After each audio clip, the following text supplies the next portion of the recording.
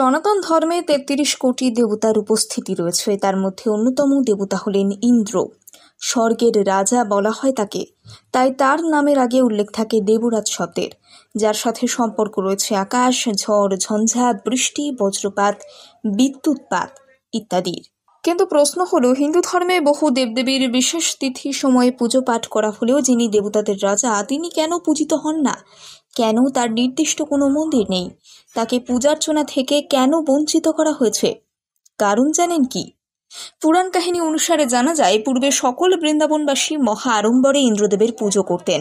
তখন শ্রীকৃষ্ণের জন্ম হয়নি। পরবর্তীতে শ্রীকৃষ্ণের আবির্ভাবের পর তিনি যখন বড় হলেন, তখন সকল বৃন্দাবনবাসীকে ইন্দ্রদেবের পুজো করতে বারণ করলেন।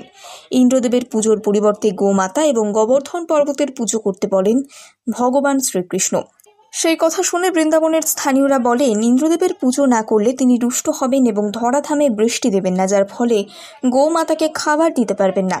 সেই কথার প্রত্যুত্তরে শ্রীকৃষ্ণ বলেন, বৃষ্টি দেওয়া দেবরাজ ইন্দ্রের কাজ, তার জন্য পুজো করার কারণ যদি পুজো করতে হয় তাহলে গোবর্ধন পর্বতের পুজো করুন, যে পর্বতে উৎপন্ন হওয়া ফলমূল, শাকসবজি মানুষকে বাঁচিয়ে রেখেছে। কৃষ্ণের কথা শুনে সকল বৃন্দাবনবাসী দেবরাজ ইন্দ্রের পুজো বর্ধ করে গোবর্ধন এবং গোমাতার পুজো শুরু করে, যা দেখে রুদ্ররূপ ধারণ করেন দেবরাজ।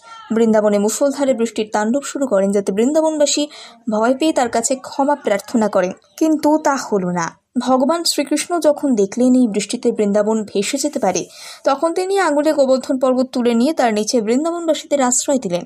প্লবন বর্ষণের হাত থেকে বেঁচে যায় বৃন্দাবনবাসী, যার ফলে চূর্ণ বিচূর্ণ হয়ে যায় দেবরাজ ইন্দ্রের দর্প। এমনকি ভগবান কৃষ্ণের সাথে যুদ্ধেও পরাজিত হন দেবরাজ ইন্দ্র। পরবর্তী সময় থেকে সকল বৃন্দাবনবাসী দেবরাজ ইন্দ্রের পুজো না করে গোবর্ধন পর্বত এবং গোমাতার পুজো শুরু করে, এমনকি মন্দিরও নির্মাণ করেন।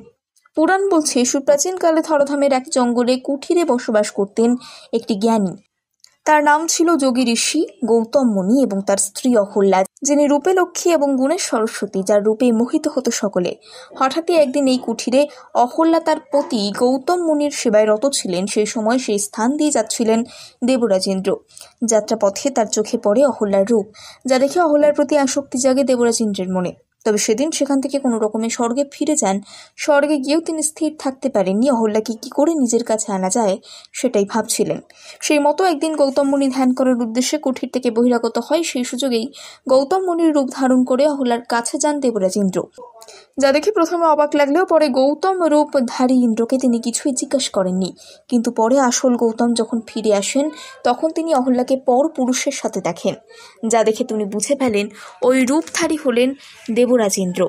যা দেখে ক্রুদ্ধ হয়ে গৌতম ঋষি দেবরাজ ইন্দ্রকে অভিশাপ দেয় যে যোনির প্রতি তার এত আকর্ষণ, তার শরীরে যেন হাজার যোনির সৃষ্টি হয় এবং তার পুজো যেন কখনো না করে।